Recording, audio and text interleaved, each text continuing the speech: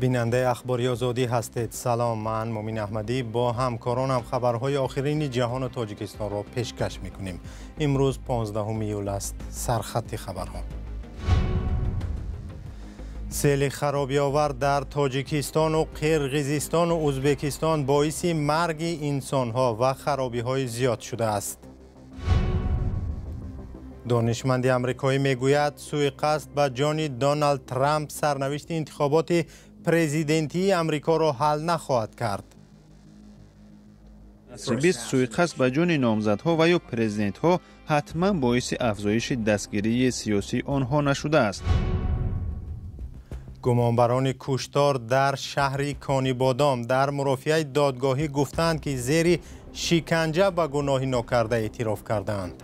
وای سوتان خسته گفت که من جگرم ادا گردم ادا حتی من یکونم اجام خسته نتونستم قورغم شکستگی. در ناحیه عینی در پی سیل و آب زیاد روز 13 ایول مردی 58 ساله ساکن دهه اسکادر به هلاکت رسید. سیل خانه‌های ساکنان، راه‌ها و مکتب دهه در ناحیه عینی را خراب کرده است. کمیته حالت‌های فوق‌العاده خبر داده است که اهالی ضرر دیده را به جای بی‌خوف کوچانیده اموال مردم را از خرابه‌ها بیرون کردند. سالهای پیش بارانی که باعث آمدن سیل شود در گرمای تابستان در تاجیکستان ثبت نمی‌شد. چند سال اخیر در تابستان و تیر ماه نیز باران‌های خرابی آور می‌بارد. مقامات این را به تغییریابی اقلیم ربط می‌دهند. در ازبکستان و قرقیزستان همسایه نیز سیل باعث مرگ آدمان و تلفات بزرگی مالی شده است. همکارم خیرامان بقازاده گزارش بر اساس نوارهای کاربران تهیه کرده است. سیل آدم را میبرد؟ نمیدونم. در جنوب قرقیزستان ولایت اوش یک زن با دخترش در سیل غرق شدند. جسد دختری 6 ساله این زن را از ازبکستان پیدا کرده به نزدیکانش سپردند. در ولایت اوش حالت فوق‌العاده اعلان شده است. این نوار از بازار مرکزی اوش است که آب رود بر اثر بارانگری زیاد به آن داخل شده است.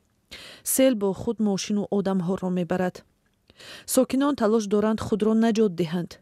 سیل به دکان و مال تاجران بازار آسیب رسانیده است. هنوز ضرری رسیده حساب نشده است. ببینید این واگن پر از مال و محصولات بود. ما برای زمستان ذخیره کرده بودیم. در مغازه هم 2 واگن بار بود. همه را از دست دادیم. این همه مال و محصولات را از دست دادیم. این پایافزار گران ارزش است. چیکار میکنیم نمیدانم. چیزی برای فروختن نمانده است. امیدوارم که حکومت به ما کمک میکند. حکومت اوش گفته است طبق حساب پیشکی 7 ماشین ساکنان را سیل برده به داخل 134 خانه آب در آمده است و دیوارهای 17 خانه چپه شدند. 30 تن از ساکنان به بیمارخانه مراجعت کردند و 2 نفر بستری شده است. سیل خرابی آور در چند ناحیه ازبکستان نیز ثبت شده است.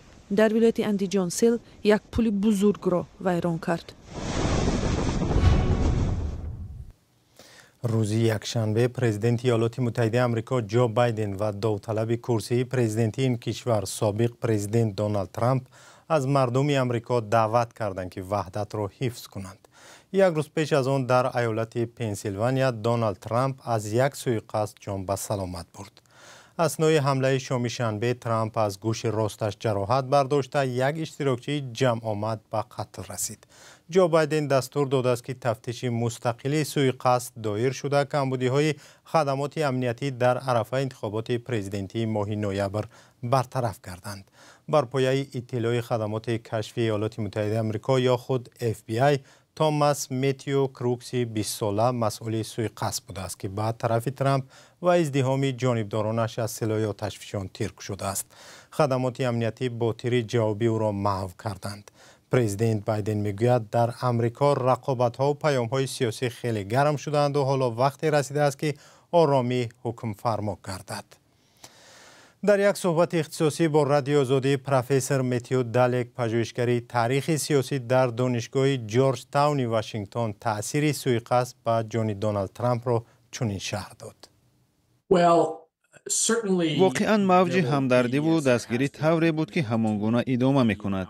با فکرم مثل آن بسیاری ها سوءقصد به جان ترامپ و به وجه عموم خشونت سیاسی را محکوم خواهند کرد. تأثیر میانه مدت و یا دراز مدت آن را نمیتوان پیش بینی کرد.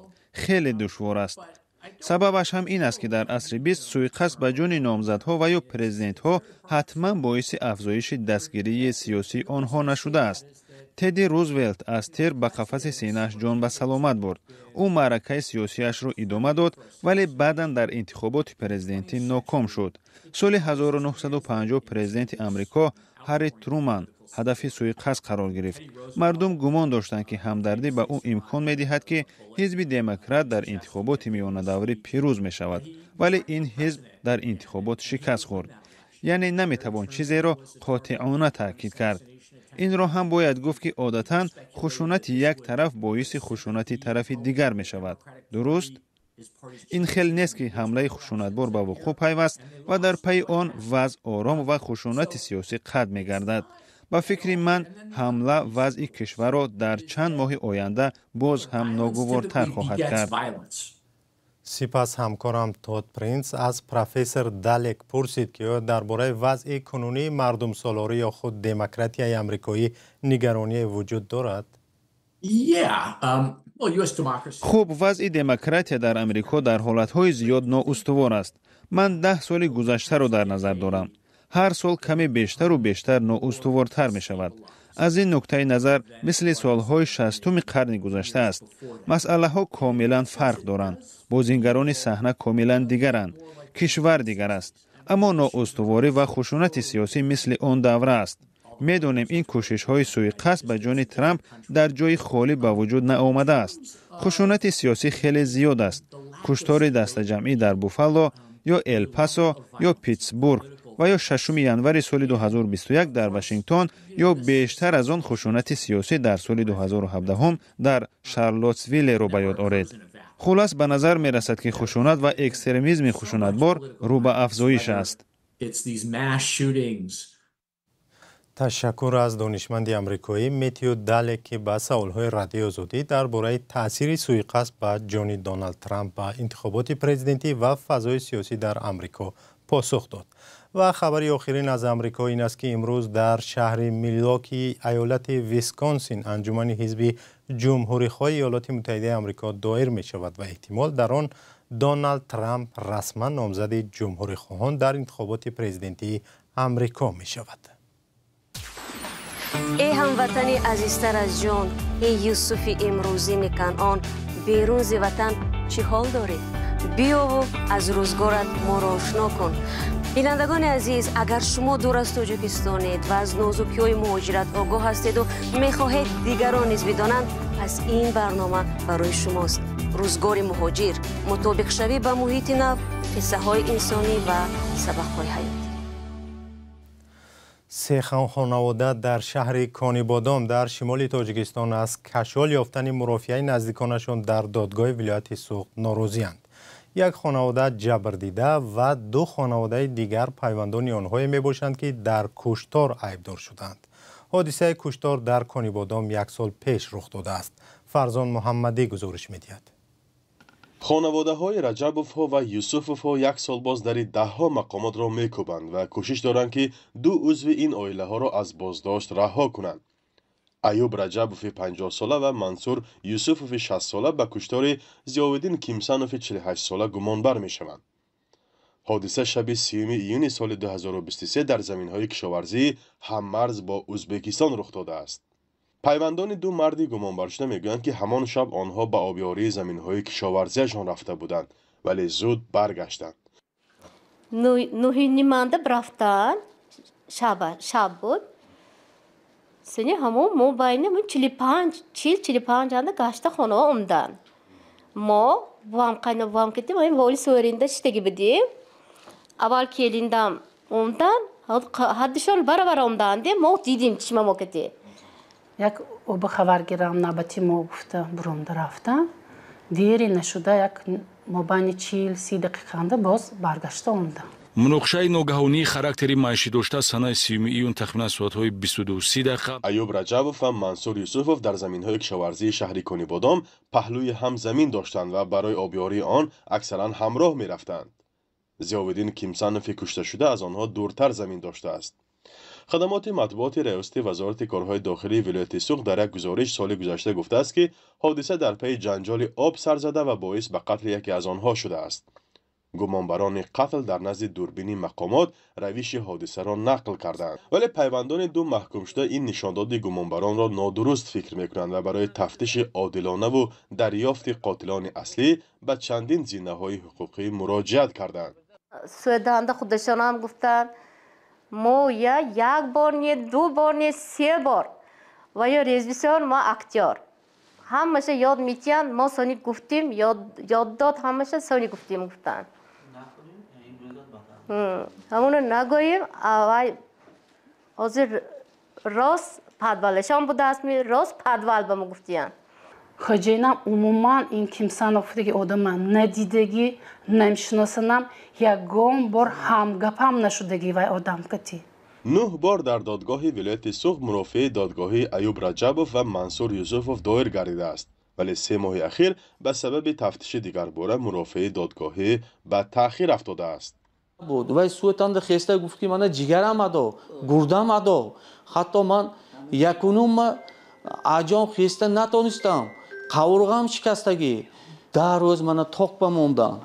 این مجبور میشد که چیزی کنم گفت اگر میگفت که من کارم گو صاف میشی. همین گپای از خانه خدای سوتان گپ زد. میلیسالار که ولی برعکس گفته های این دو خانواده عائله کیمسانوف از کار مقامات وزارت منطقه‌ای کارهای داخلی و دادستانی قناعتمند هستند. ضیاءالدین کیمسانوف ساکن دهه حصارک شهر کنیبادام روز 30 ایون سال 2023 به طور مرموز گم و قریب بعد از 1 ماه جسد او از غار پیدا شده است. ما ندیدیم، شاید آبروچه و کشادی گفته جنجال کردند. خلاص آنها 2 نفر با بچه من زنازنی کرده بیهوش کردند. شاید کشته بعد به یک چقوری ریگزار پرتافتند.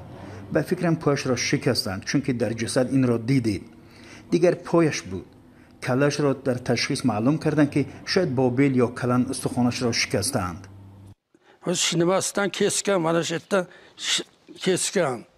گرفتن نظری ساکنان و دهقانان دیگر به این حادثه مشکل است. هر دو جانب میگویند که تا سر زدن حادثه پیشتر برای آب چنین جنجال را نفهمیده بودند. یک مسئول اداره آبیاری و بهداشت زمین در شهر کنیبادام در صحبت حضوری گفت که بار هم جانبها برای تقسیم آب شکایت نکردند. اما شب حادثه نوبت آبمانی از روی درخواست به زمین‌های ایوب رجبوف و منصور یوسفوف تعیین شده بود. در همین حال طول 1 سال کشال یافتن مرافعه دادگاهی گمانبران هر 3 خانواده را نگران کرده است. جانبها طلب دارند که باید دادرس هر چه زودتر عاملان اصلی حادثه را محکوم به زندان کنند و به این قضیه خاتمه بخشند. این عائله ها در حال از تحقیق عمیق حادثه ها اظهار نگرانی دارند که مقامات انتظامی با گذشت 1 ماه از کشتار 2 خانواده در دیگر دهه شهر کنیبادام اطلاعیه رسمی پخش نمی کنند و شخصان احتمالی به این رخداد پیوند را معلوم نمی سازند. رادیو آزادی وابسته به این موضوع رسما به وزارت کارهای داخلی مراجعت کرده است و در صورت پیدا شدن تفصیلات آن را نشر خواهیم کرد. فرزان محمدی، رادیو آزادی شهری کنیبادام. پرچم تاجیکستان را در بازی‌های تابستانه المپیک در پاریژ فرانسه تیمور رحیموف ورزشکار رشته جودو می‌بردارد. رستم امامعلی رئیس دوشنبه در صحبت با ورزشکاران پرچم کشور را به این ورزشکار سپرد. در این ملاقات ذکر شد که به ورزشکارانی که در المپیاد پاریژ 2024 مدال طلا می‌گیرند جایزه پرزیدنت تاجیکستان به مبلغ 300,000 سومانی، برنده‌های نشان نقره 250,000 سومانی و صاحبان نشان برنجی 200,000 سومانی را صاحب می‌شوند. و اخباری آزادی اینجا به پایان رسید. سپاس که تا این لحظه ما را همراهی کردید. خبرهای از این بیشتر را در وبسایت رادیو آزادی و صفحه‌های رادیو آزادی در فیسبوک، اینستاگرام، ایکس و تلگرام، تیک تاک و یوتیوب پیدا کنید. تا دیدار، خدا نگهدار.